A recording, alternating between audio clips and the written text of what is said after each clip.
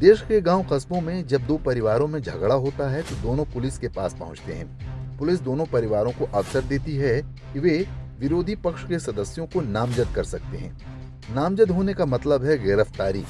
अतः नामजद करवाने के बाद पुलिस फिर दोनों पक्षों को अलग अलग बुलाती है और दोनों को अवसर देती है नाम कटवाने का।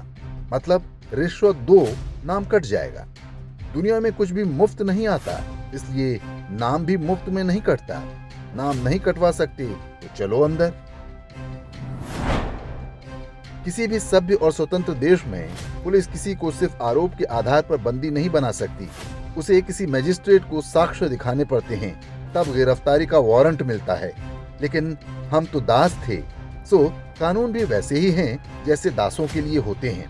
पहले मुगल, फिर अंग्रेज और बाद में 70 साल तक कांग्रेस यही दास व्यवस्था चलाती रही। SC/ST एक्ट, 498A और भी पता नहीं कितने ऐसे कानून हैं। आरोप लगा आप पर तो चलो अंदर। अब स्वयं को निरपराध सिद्ध करो और तब तक अंदर रहो जब तक आपका नौकरी धंधा चौपट न हो जाए, घर जमीन बिक न जाए और समाज में किसी को मुंह दिखाने लायक न बचो। यदि ये सब सह न पाए तो आत्महत्या का विकल्प खुला हुआ है। लेकिन आज भी हमारे देश में स्पेशल कानूनों की मांग करने वालों की कमी नहीं है। दहेज कानून के नाम पर उत्पीड़न चल ही रहा था कि वैवाहिक बलात्कार का वामपंथी अभियान आरंभ हो गया। डॉक्टर चाहते हैं कि ऐसा कानून बन जाए कि डॉक्टर किसी पर बस आरोप लगा दे कि किसी ने उसे थप्पड़ मारा तो आरोपी का जेल जाना पक्का।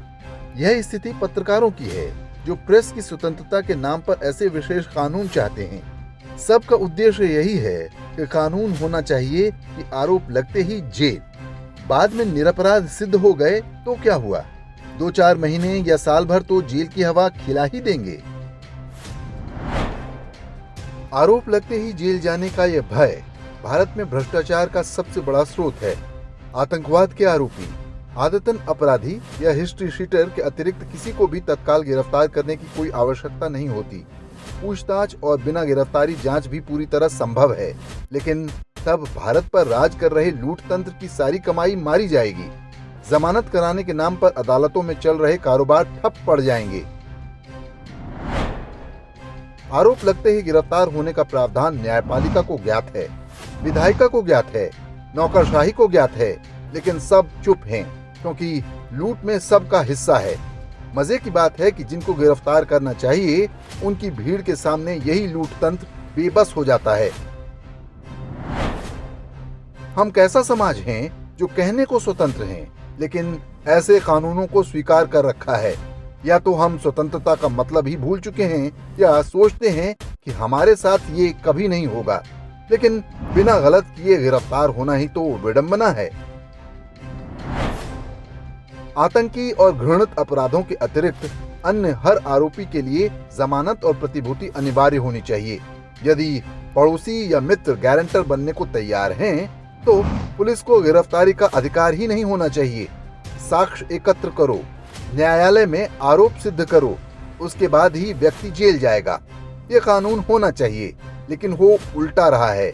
हमारी न्याय व्यवस्था आतंकवाद और घृणित अपराधों के आरोपियों पर तो नरमी दिखा रही है, लेकिन अन्य सभी विषयों में आरोप लगते ही गिरफ्तारी सुनिश्चित कर दी जाती है।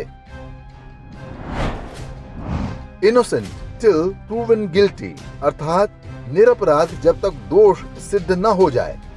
यह किसी भी सभ्य समाज का मूल सिद्धांत है। तो निरपराध को सालों जेल में क्यों रखते हैं मिलॉर्ड? क्या कोई अदालत कभी इस संस्थागत उत्पीड़न का स्वतः संज्ञान लेगी, या जैसे चल रहा है वैसे ही चलता रहेगा?